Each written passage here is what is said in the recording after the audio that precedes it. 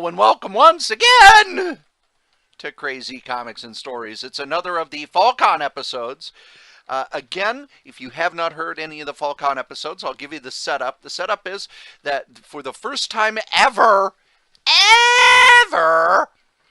we went to FallCon as guests. Now, Joe and I have been involved in FallCon since the early days. I've been involved since before there was a convention. And Joe got involved a couple years after that as a retailer, but also helping out with the convention.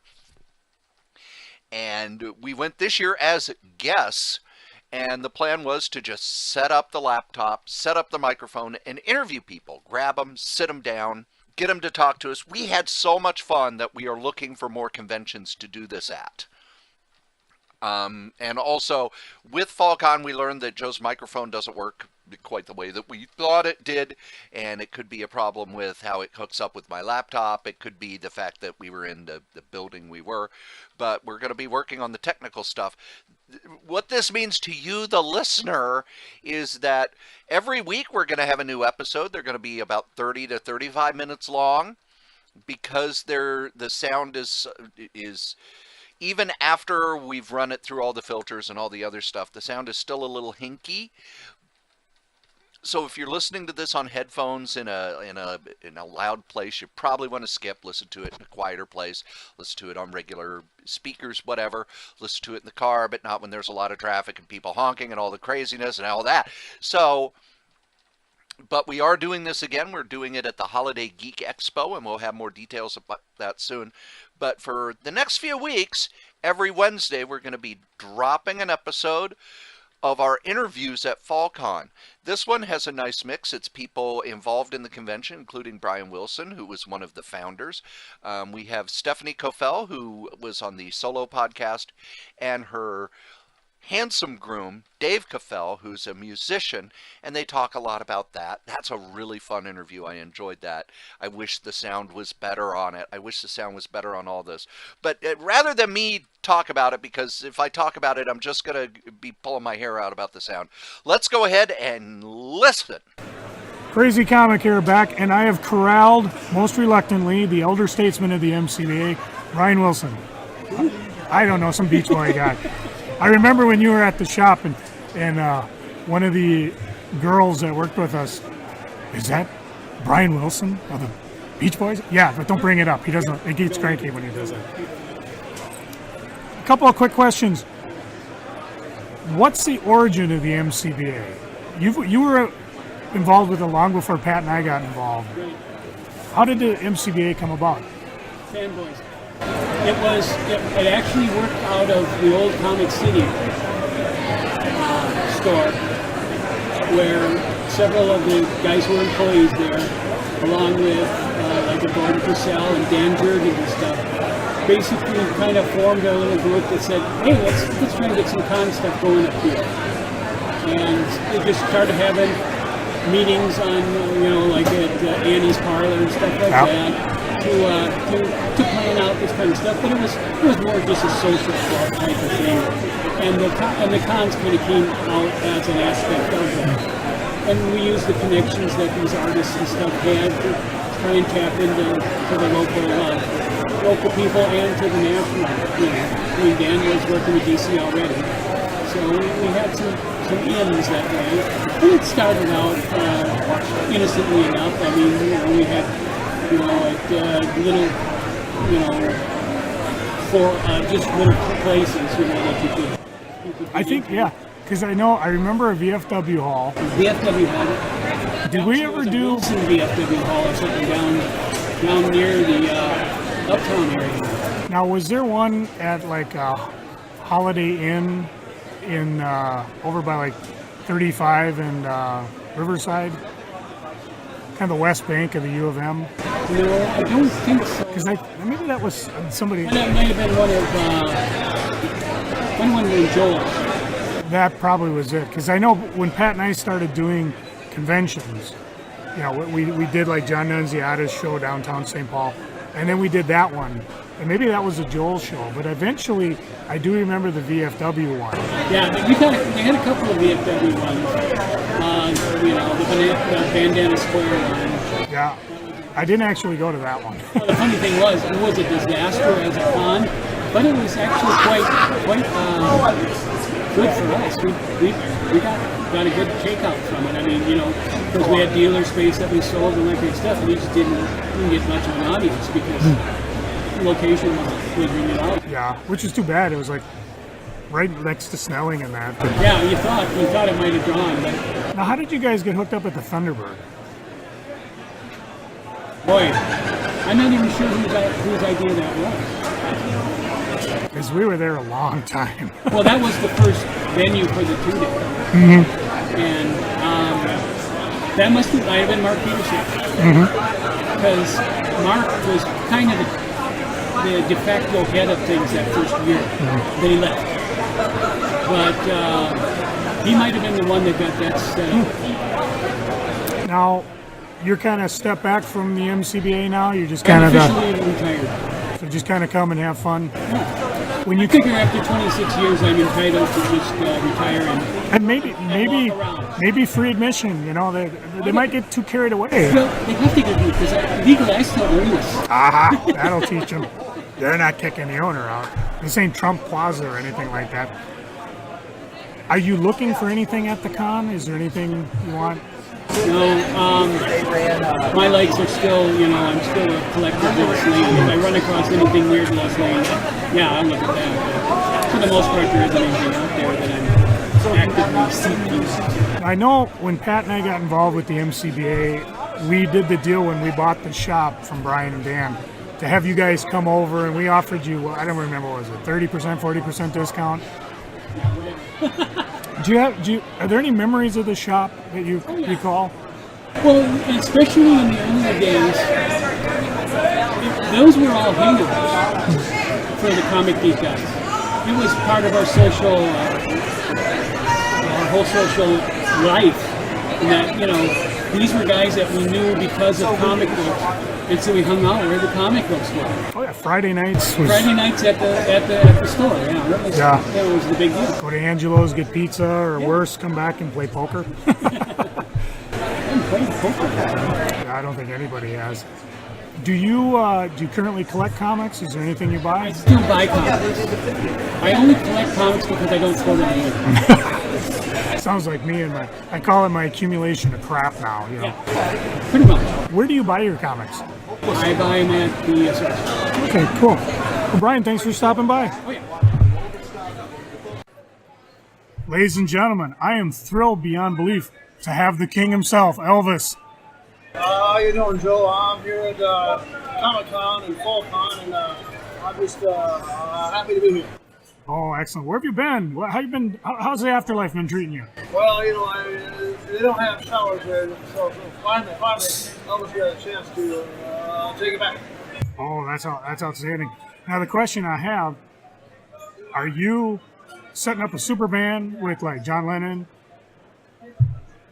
Jimi Hendrix, Davy Jones, all the guys? Yeah, they're all my friends, and so we're going to perform a group like that. We're going to get old Frank and Dean, too. Ooh, but now the real question, now you're the king, but you got the king of pop, Michael Jackson there. Are you any animosity between you two, or are you pretty cool? No, he's my son-in-law, remember? Oh, that's true, that's true. And so I said, I didn't worry about him and her messing around too much. Outstanding. What could you possibly be looking for at a Comic-Con? Well, I see a lot of Elvis's fans come up to me and they want to part of me or a picture or something like that, so I usually accommodate them. So people want a piece of Elvis is what you're saying. Fantastic. Well, thank you, King. I know you're very busy. Thanks for stopping by. Thank you. Thank you very much. We are now recording, but I will edit out anything that... is inappropriate. Or, no. Jen's been on the podcast. Then we're okay. We have inappropriate You stuff mentioned constantly. inappropriate and your name came up. Go figure. She's the one who gave us the explicit tag on iTunes. Good job. Well, could you introduce yourselves? I'm Dave Cofell. I'm Stephanie Cofell. And why are you here? Because Corey's here with bacon and podcasting. Yes. And cookies. That's how I bring people over. The food. the way to a colorist's stomach is, no, heart is through her stomach, or the way to her stomach is through colored food. I don't know. Something like that. Just don't eat your colors. I'll try not to eat colors. Now, I've interviewed Stephanie before. Dave I have not interviewed because Dave has not worked in comics, and I guess you're new to reading them.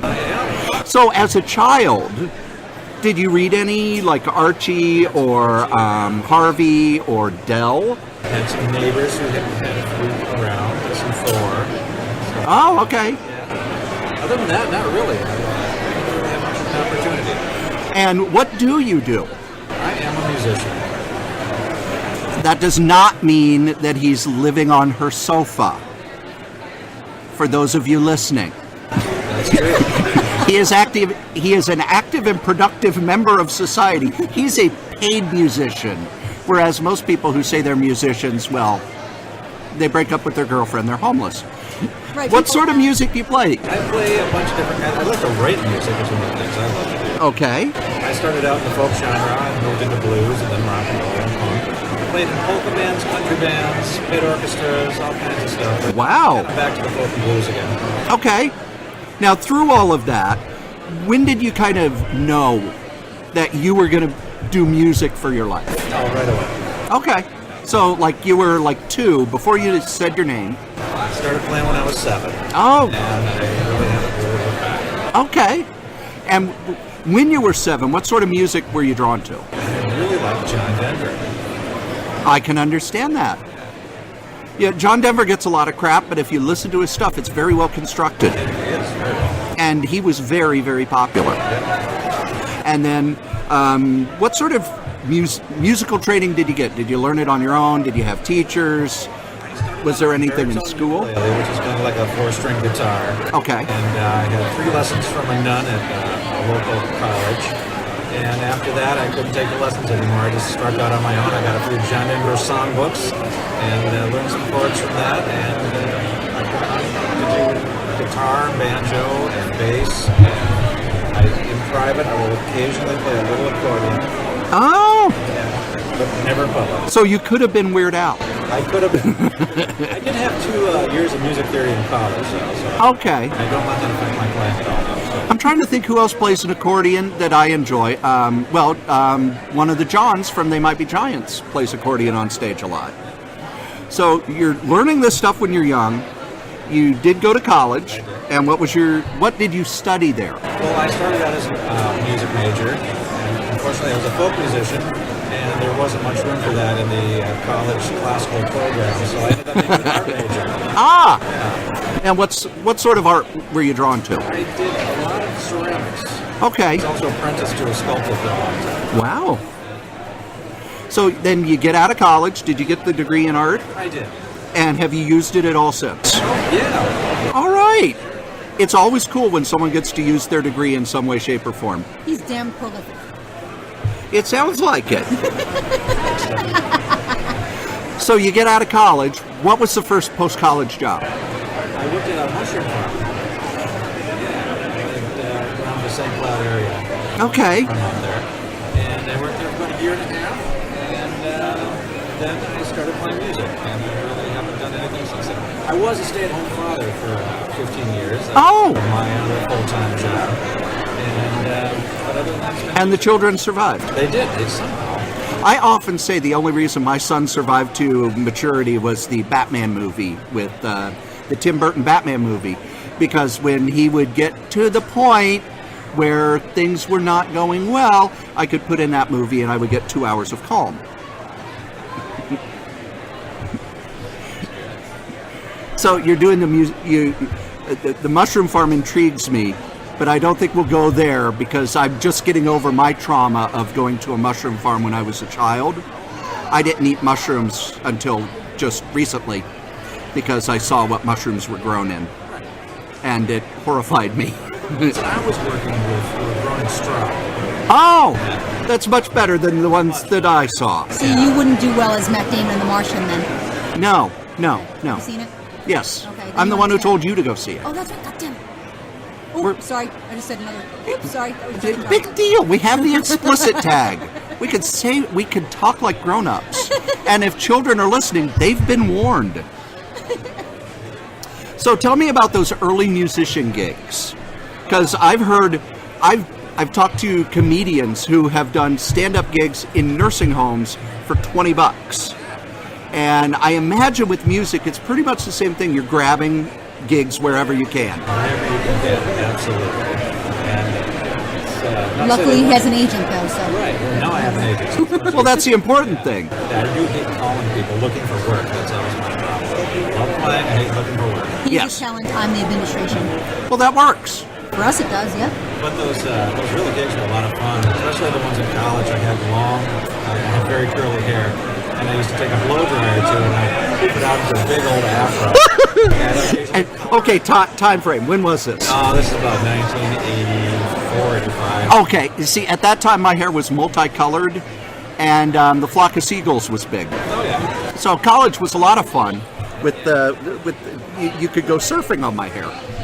Yeah, those were the days. Yes, it was. Oh, the pleather pants. I still have those. So you've been doing this for quite a while, and I remember earlier this year, you kind of went on a tour of the U.S. that I found fascinating. We ended up taking 2 tours. So talk a little about how that came about, and then how you set it up, and the camping. Just so that the listeners know, I find camping to be something other people do, and I am horrified by it. So there's this wonderful thing called camping. oh dear God. Where you pay to sleep outside like a homeless person. It's really cool. I'm sorry, go ahead. Well, Stephanie commented that I have a lot of relatives. We both have relatives between here and the West Coast, and wouldn't it be fun to just take a trip out there, and how can we finance that? I said, well, why don't we just play our way there and back? And so Stephanie started making phone calls, and she got me some really nice gigs on the way out there and back, and we played 20 gigs in 10 states in 17 days. Wow.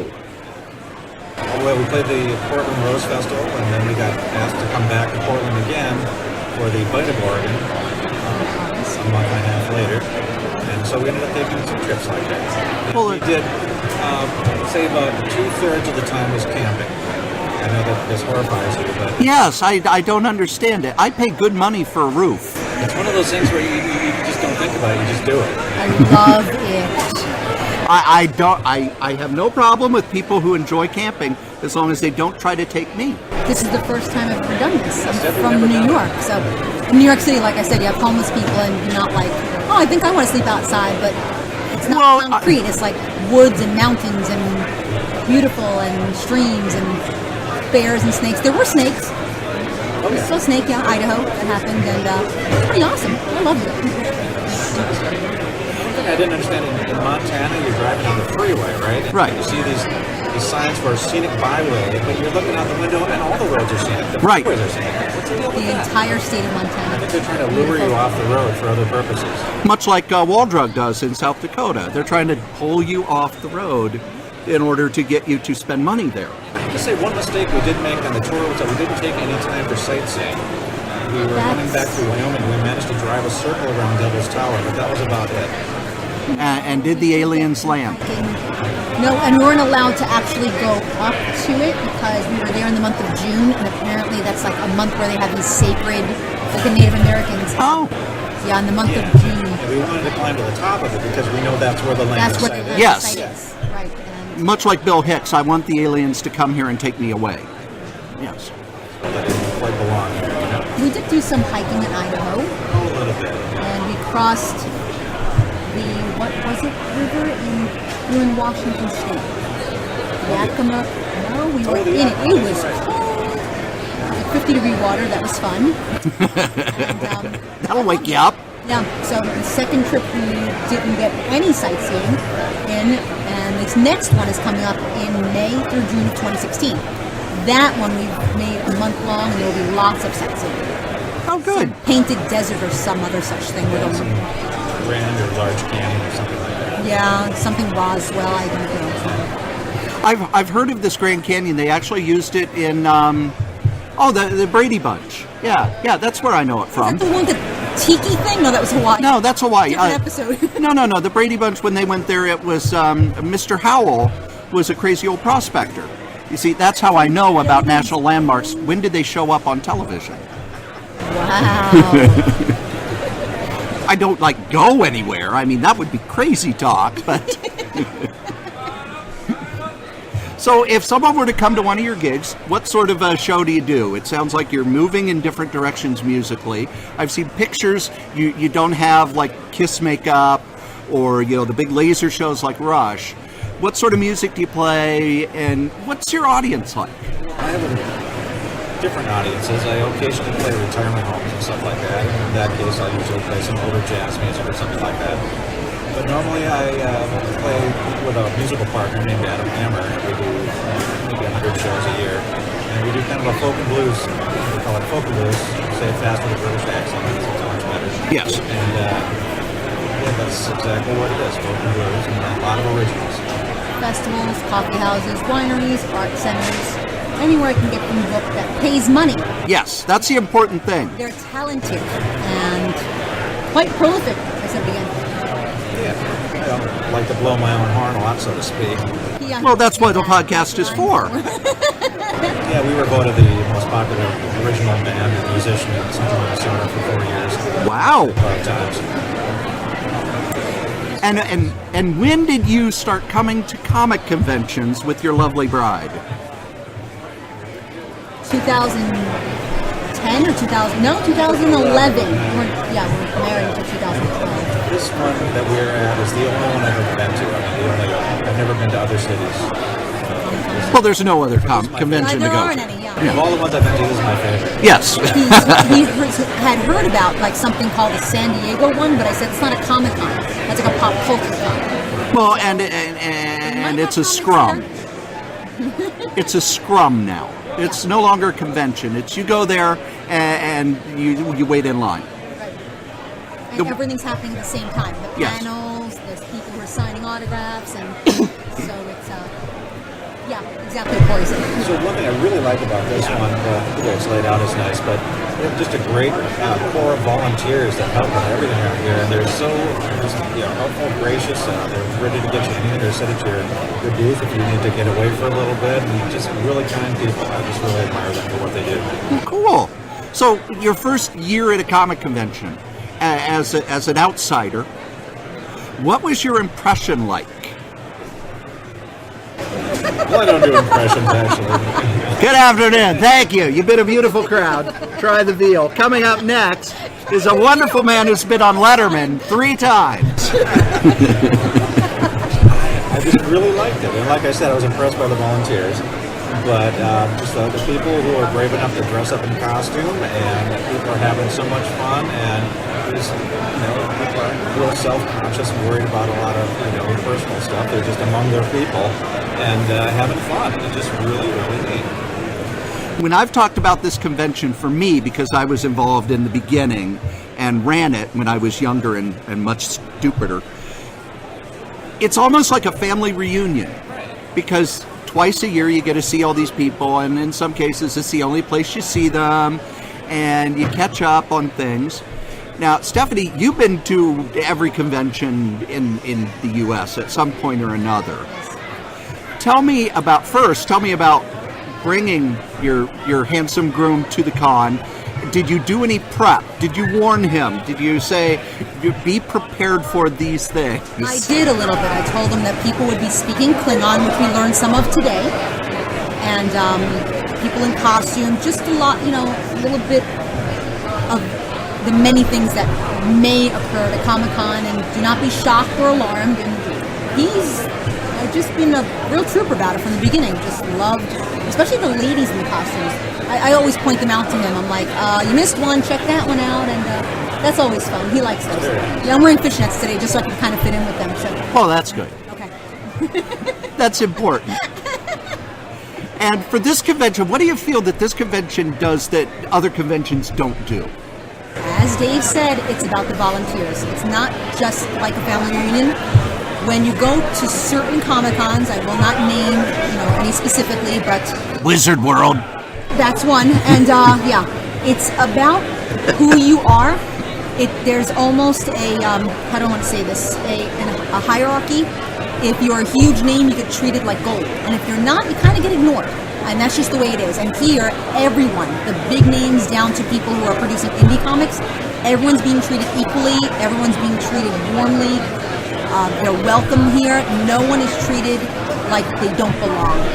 And it's just wonderful for everyone.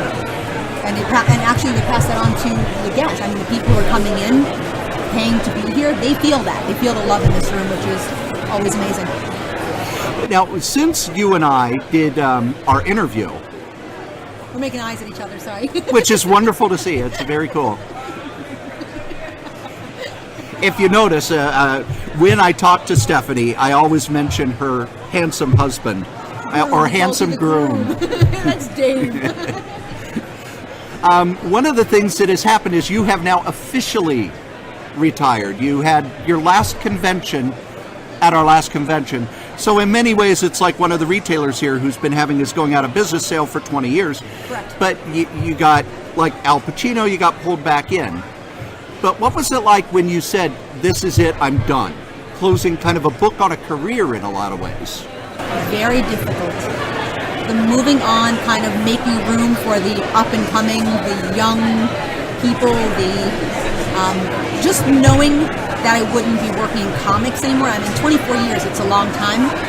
It felt kind of like losing a friend, but then I realized, wait, you can still go to Comic-Cons. You may not be working in the industry anymore, but as you said, you go to the cons, see people twice a year. You know, I mean, I made friends here, people that I didn't know before I started coming here in 2005 when I moved here. And the same people come to the table every spring and every fall to say hello, catch up, buy some artwork or whatever it is. It's just nice to see them. So it wasn't, I think I was making not a bigger deal out of it than I should have, or it was. It really felt like too much closure, too much of an ending, when it wasn't. It's just a new beginning. Okay. I didn't see it that way until I came back this year, and I was like, oh, I may not be working in it, but still got these folks that I miss, and they miss me, and that's always nice. So. One of the things that I wanted to ask about, I write, and when people ask why I write, I always use that line from the movie The Red Shoes. When they ask the dancer, well, why do you dance? And she looks at them and says, well, why do you breathe? When you put away the colors to start doing this new career, was there that sense of loss, or was it an excitement about going in a new world and learning about that new world? It was definitely an excitement, 100%. Because even if I'm not holding a paintbrush or markers or pencils, if I'm not creating something on paper, and I will honestly say now, and I can say this now that I'm not in the industry, computer coloring, not for me. It doesn't feel like I'm creating anything. I'm pushing buttons, which pretty much anyone can do. And I'm saying it, it's out there. You know, you have to have a certain talent for color, and you have to understand art and lighting and that kind of thing, but it didn't feel like creating to me unless I had a paintbrush in my hand. So putting it aside, laying it aside, kind of felt like almost like a sigh of relief. Okay. Because it's really not accepted anymore as much as computer coloring is. No one wants the old ways anymore. It's like, okay, time to just move on to something new. And I've got the marketing and advertising background. I believe in what my husband does. He's tremendously talented. And I knew I could make a go of it. It wasn't like I went in thinking, oh, I'm not sure if I can do this. It's like, I can not only do this, I'm going to do this to the best of my ability and learn as I go. And it's been quite the learning experience and a lot of fun. It really has been. I love it. So, he's amazing. He's winking at me. He's damn sexy. Damn sexy. We weren't talking about me. So when you set up at a convention now, what sort of stuff are you selling? My original pages, my artwork from all of the books that I worked on, except for the Sonic, because note to Archie Comics, you never sent me back my Sonic pages. I was asking for them for years and you never did, so any of them, I don't have them, and I'd like to have them back at some point. But yeah, so the books that I've worked on and the pages that go with them. Okay. And what are the things that people go for the most? I would say they ask for a lot of the Sonic, which is frustrating, but the New Look series. Hold on, I have to sell something of Joe's. Oh, okay. We're selling something of Joe's. So anyway, We have no idea what's going on here, and I don't know what he's been asking you because they've probably been worthless kind of questions, But the thing is, where do you get your eyeshadow? Not you, him. I get mine through a lack of sleep. Lack of sleep? It's amazing. I think it's beautiful. It makes you gorgeous. All right. He's stunning. He's stunning. It's just amazing. Damn handsome man. See? Yes. I think everybody should try lack of sleep. It works very well. I Awesome. I won the husband lottery, by the way. So. Oh, you did? Look at him. And he's talented. Oh, well, maybe we need to talk. Just don't bring the puppet over. The puppet will spoil the deal. Oh, man. Too much fun. Now, you're introducing him to comics. I have to say, I don't think it was as much my introducing him to comics as it was one day he went to the library and came home with a bunch of trades. And I was like, what? He just started reading like Silver Age, Golden Age stuff, and I didn't guide him to any one title or anything. And he just started bringing these things home, and next thing I know, he's reading Saga and Fables, and I was like, okay. So, yeah, he's been enjoying them all on his own. And I just want to be able to speak the language too, Oh, yeah.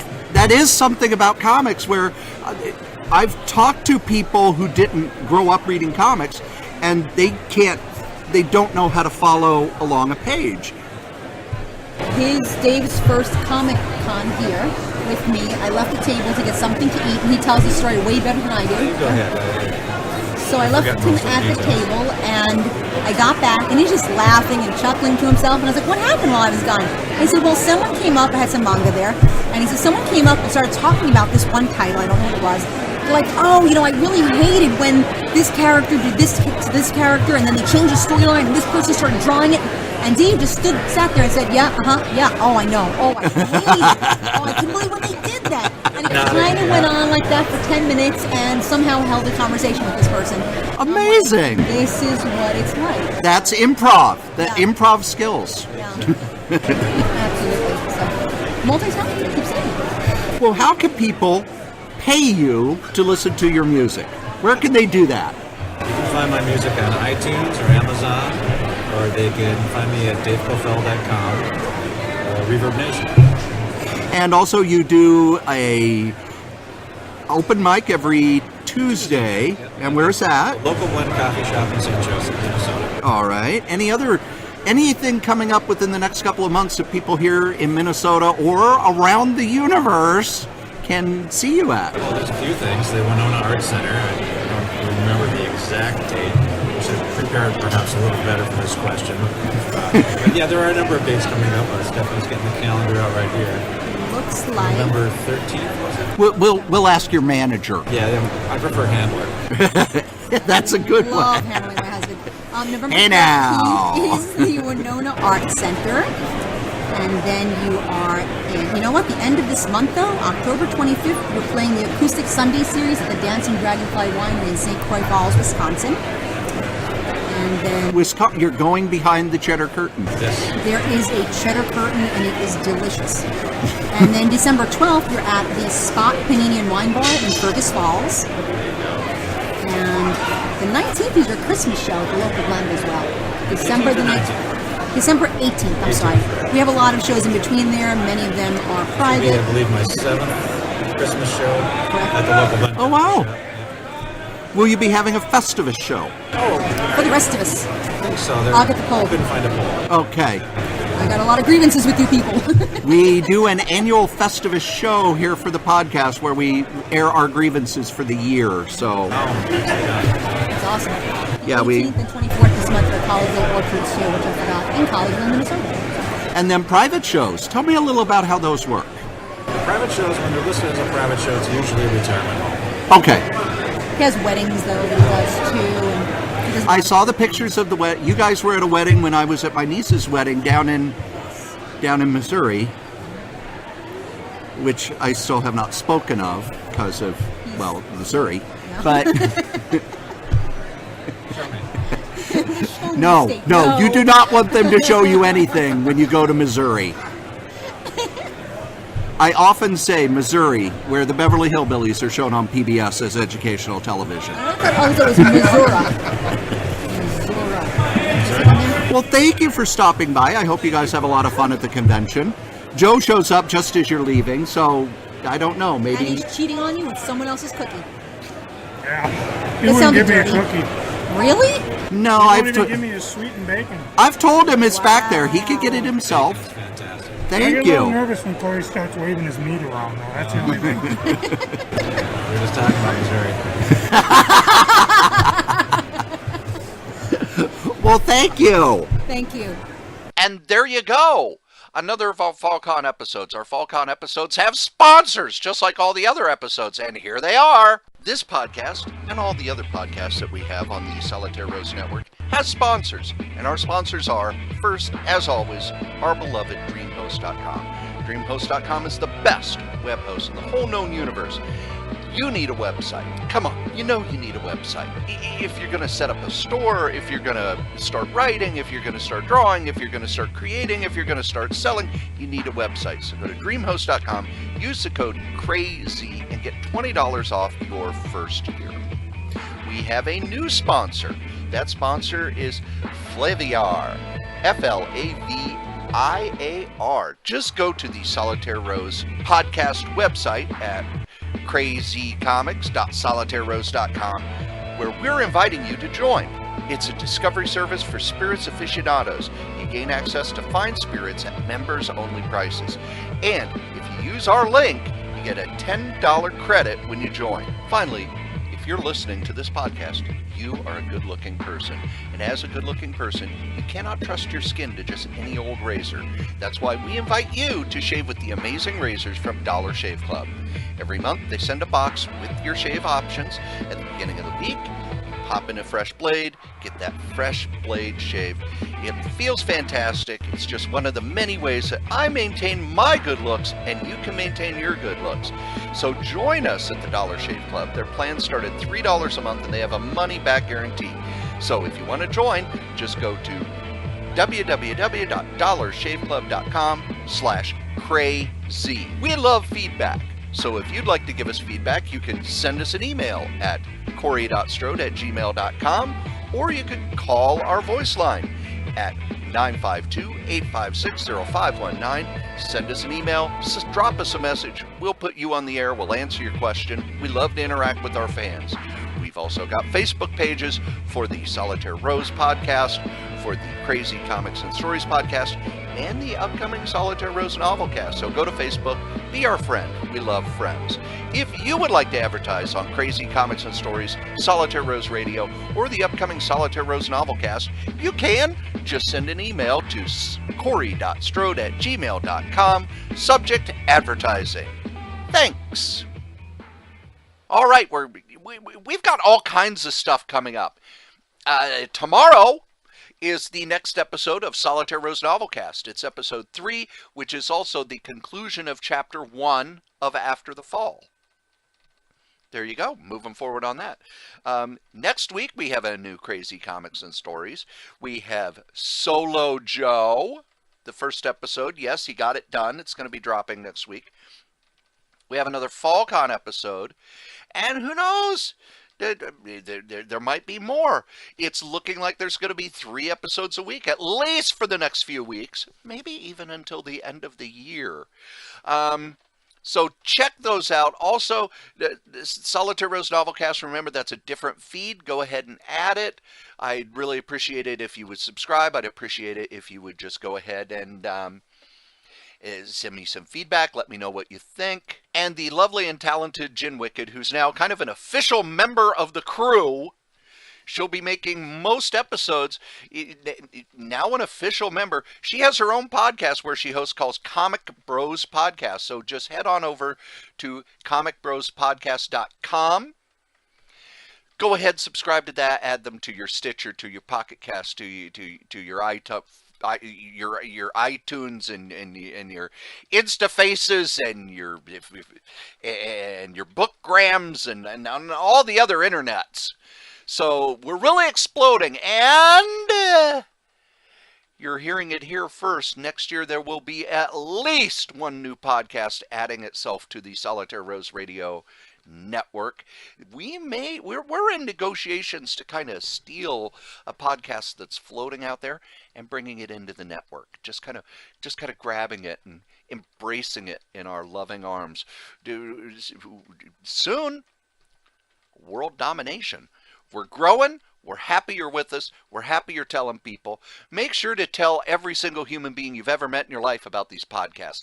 Let them know what we're doing. Let them know that it's fun. Let them know that we're growing. And we'll be back next week. And remember, the comic we like the least, we still like better than the comic that you like the most. Oh, wait, Joe's not here. I get to hit my music!